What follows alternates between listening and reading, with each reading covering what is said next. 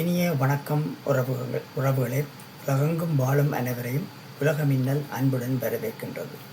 இன்றைய தலைப்பாக நான் எடுத்துக்கொண்டது கடந்த 25 ஆண்டுகளில் அதிக வளர்ச்சி பெற்ற நாடுகள் பகுதி 1. நான் பகுதி 1, பகுதி 2, பகுதி 3 பிரித்து உங்களுக்கு தரவிருக்கின்றேன். எனவே தயவுசெய்து தொடர்ந்து எனது உலக மின்னல் வீடியோ தளத்தை பார்த்து மற்றவர்களுக்கும் பாய்ந்து நீங்களும் இவற்றை அறிந்திருக்க வேண்டும் என்ற நோக்கத்துக்காக அதை உங்களுக்கு வெளியிடுகின்றேன். உங்களுக்கு விருப்பமான உறவினர்கள், நண்பர்கள், சகோதரர்கள் யாராயிருந்தாலும் அவருடன் இதை பகிர்ந்து கொள்ளுமாறு வேண்டிக் கொண்டு இதோ பகுதி 1 முதல் 10 நாடுகளை பற்றி பார்ப்போமா? கடந்த 25 ஆண்டுகளில் உலக பொருளாதாரத்தில் மிக பெரிய மாற்றங்கள் ஏற்பட்டுள்ளன. பழைய வளர்ந்த நாடுகள் நிலையாக முன்னேறியுள்ள நிலையில் பல வளர்ந்து வரும் நாடுகள் அதிவேகமாக முன்னேற்றம் கண்டுள்ளன. இந்த வளர்ச்சி பொதுவாக தனிநபர் ஜிடிபி per capita மூலம் அளவிடப்படுகின்றது. இது ஒரு நாட்டின் சராசரி பொருளாதார உற்பத்தி மற்றும் வாழ்க்கை தரத்தை காட்டும் முக்கிய ஒரு அளவுகோல் ஆகும். இல்லையெனில் அளவாகவும் எடுக்கலாம். இந்த பட்டியலில் 2000 ஆண்டு முதல் 2025 ஆண்டு வரை அதிக ஜிடிபி வளர்ச்சி கண்ட 30 நாடுகளை பார்க்க போகின்றோம். அனைத்து மதிப்புகளும் அமெரிக்க டாலர்களில் கடந்த 25 ஆண்டுகளில் அதிக வளர்ச்சி பெற்ற நாடுகள். 2000 ஆண்டு முதல் 2025 வரை தனிநபர் ஜிடிபி வளர்ச்சியில் மிகப்பெரிய முன்னேற்றம் கண்ட நாடுகளில் பட்டியலை தொடர்ந்து பார்ப்போம். முதலாவதாக ஸ்வீடன் தனது ஜிடிபியில் 30% வளர்ச்சி பெற்று 62,666 என்ற நிலையை அடைந்துள்ளது. மேலும் மேம்பட்ட உற்பத்தி, தொலைத்தொடர்பு மற்றும் ஸ்டார்ட் அப் துறை இதன் வளர்ச்சிக்கு காரணமாக உள்ளது. இரண்டாவதாக ஆஸ்திரேலியா 33% வளர்ச்சியடைய பதிவு செய்து 61,261 அமெரிக்க டாலர் ஜிடிபியை பெற்றுள்ளது. இரும்பு, தாது மற்றும் நிலக்கரி ஏற்றுமதி முக்கிய பங்காற்றுகின்றது.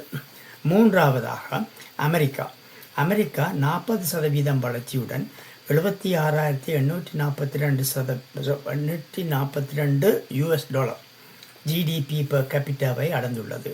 மென்பொருள், டிஜிட்டல் தொழில்நுட்பம் மற்றும் எரிசக்தி துறை முக்கிய பங்கு வகிக்கின்றன.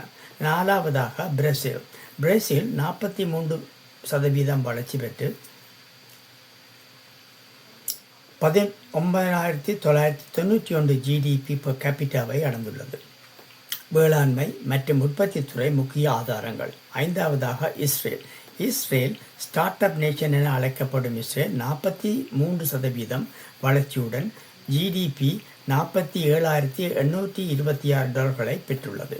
தொழில்நுட்பம், AI, சைபர் செக்யூரிட்டி முக்கிய துறைகளாக காணப்படுகின்றது. ஆறாவதாக பாகிஸ்தான் 45% வளர்ச்சி பெற்று 5,960 ஜிடிபி பெர் கேபிட்டாவை அடைந்துள்ளது. வேளாண்மை மற்றும் சேவைத்துறை வளர்ச்சி கண்டுள்ளது. ஏழாவதாக ஈரான் 52% வளர்ச்சியுடன் 18,416 ஜிடிபியை பெற்றுள்ளது. எண்ணெய் மற்றும் இயற்கை எரிவாயு முக்கிய ஆதாரமாகும். எட்டாவதாக எகிப்து 67% வளர்ச்சி பெற்று 18,661 ஜிடிபியை அடைந்துள்ளது. புதிய நகரங்கள் மற்றும் உள்கட்டமைப்பு திட்டங்கள் வளர்ச்சியை தூண்டுகின்றன. ஒன்பதாவதாக செக்கியா 67% வளர்ச்சியுடன் 51,331 ஜிடிபியை கேபிட்டாவை பெற்றுள்ளது. வாகன உற்பத்தி மற்றும் தொழில்துறை மிக முக்கிய பங்கு வகிக்கின்றன. பத்தாவதாக சிலி 71% வளர்ச்சி பெற்று 30,262 ஜிடிபி கேபிட்டாவை அடைந்துள்ளது. உலகின் முக்கிய கொப்பர் ஏற்றுமதி நாடுகளில் இதுவும் ஒன்றாகும். ஆகவே இது முதல் நாங்கள் பார்த்த 10 நாடுகள். இன்னும் அடுத்து வரும் பதிவுகளில் இன்னும் 20 நாடுகளை பற்றி காண்போம். பகுதி 2, பகுதி 3 நீங்கள் இவற்றை காணலாம். எனவே தொடர்ந்து எனது பதிவை பாருங்கள்.